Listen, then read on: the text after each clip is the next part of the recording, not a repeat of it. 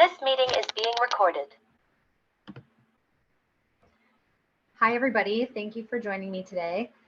Today, I would like to discuss Chapter 10, which is called Working Effectively with Resistance in Groups. All right. For our first slide, we're going to be discussing what is resistance. So resistance can be viewed as inter and intrapersonal phenomena and typically related to issues of trust and security within individuals. And this also pertains to leaders who have unrealistically high expectations for the group. And this can actually become very frustrating because there is a lack of progress and loose objectivity at times. And resistance is expected in most groups at one time or another. So this is something that we all experience. There's always that hesitation at the beginning when we start a group, when we're proposed with new members, we're meeting new people, and although we're working on the same task or the same goal, or we're in a group project together, oftentimes there is that hesitation to start. And where do we begin, and how do we begin it, and how do we feel about one another? Next slide. Silence within groups. Silence within groups is a huge thing and something also that most of us experience. It is a natural part of the group process. And when we're able to accept the silence, it helps build the growth of a group. So once we realize that how natural it is and we take it for what it is, it helps us move forward. So, however, at times, group silence is not always silent. It can also refer to gestures, It's unspoken words, it's unverbalized feelings. Sometimes we give off certain facial expressions, and it's the overall group atmosphere, like what we feel within a group. And it occurs most frequently in initial group counseling sessions and often conveys feelings of awkwardness and apprehension, because there is that first time jitters where we get nervous. We don't really know what to talk about, what to say. So there's a bit of tension, unspoken tension. But it does not mean that within silence, that there is nothing going on.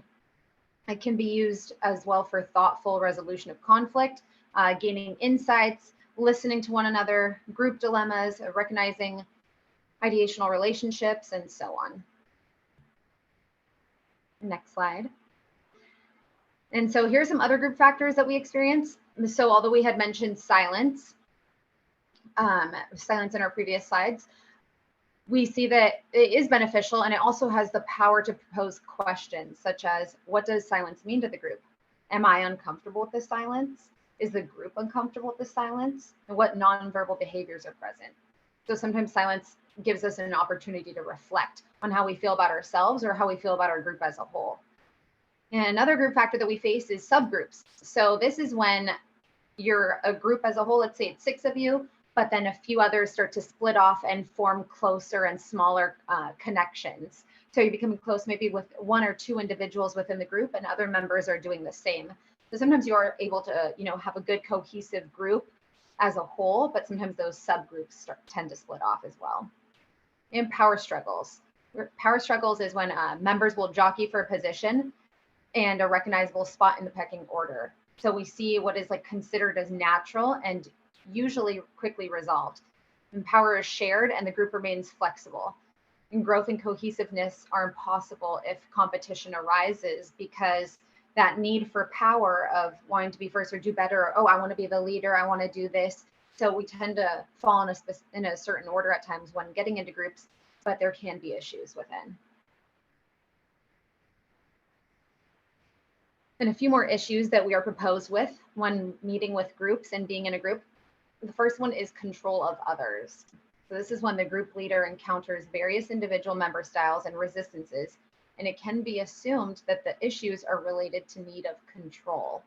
So it's when a member feels specifically that they want to control how the group goes. So we're going to be meeting on this day at this time. This is what we're going to be discussing. This is who is going to do what part. So there's that constant need of control, and it can be actually damaging to the group because some people may not agree with that.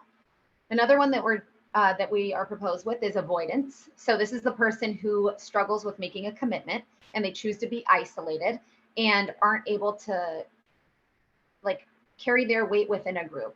So this actually becomes extremely frustrating to other group members, because if they're not able to carry their weight, that means their work has to be divided amongst others as well. So it ends up putting more work onto the rest of the group members.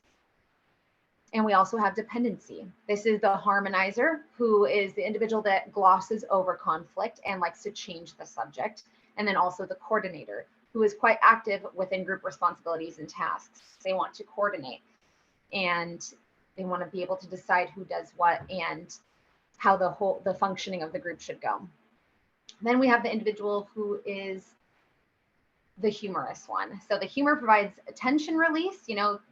Everybody cracks a few laughs, feel good, but it can also be problematic and could lead to a situation of being inappropriate or uncalled for or simply rude, not friendly. So humor is not always humorous. Then we have the rescuer. So this is when there's any conflict or tension within the group.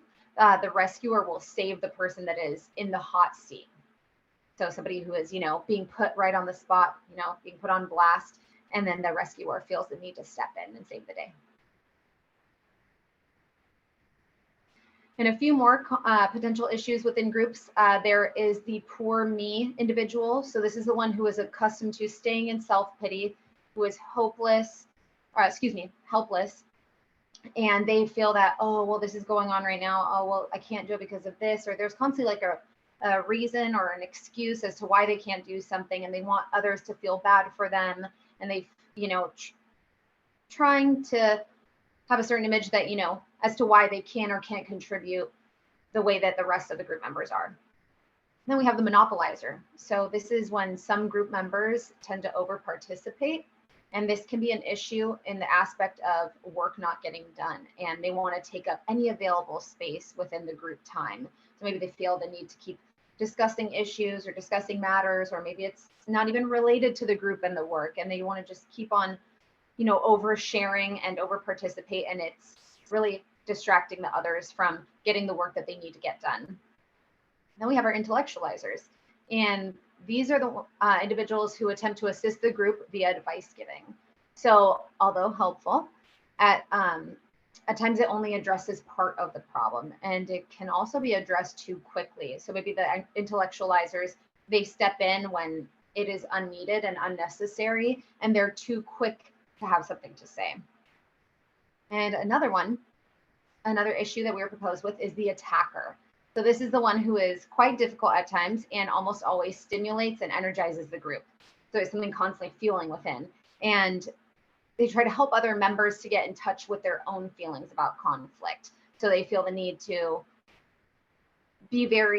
address every issue or anything that they feel might be hurting the group or hurting their feelings, and they want other people to jump onto what they feel, which is to attack the situation right away, which isn't always necessary, which can be problematic because there's a lot of feelings and emotions mixed within.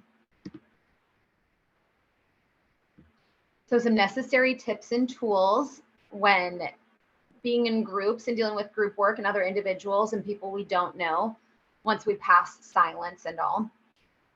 Modeling appropriate self-disclosure. So this is where one or several members can come forward with an issue or something they are willing to work on.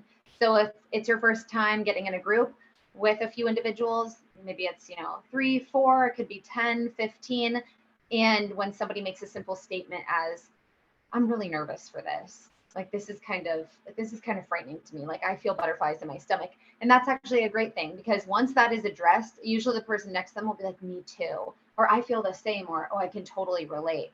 And that's where conversations begin. So that's a really good, and that's a great tool to use for the future. And it's very appropriate for within the building a cohesiveness of a group. And then we are proposed with low threat interpersonal exercises, which is your standard icebreakers. So maybe saying your name, what your favorite food is, music you like to listen to, things that all of us can relate on some level. So it gives group members the opportunity to talk about light conversation, and then we are able to transition to productivity, and therefore we work more efficiently. And for our last one, we have group cohesiveness. So this is that feeling of togetherness, what is also known as the glue of the group.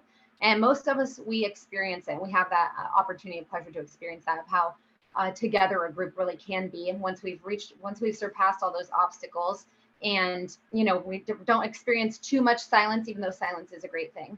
And we use this to come together, we get our work done, we're efficient, and you enjoy each other's time. And that is it. Thank you so much.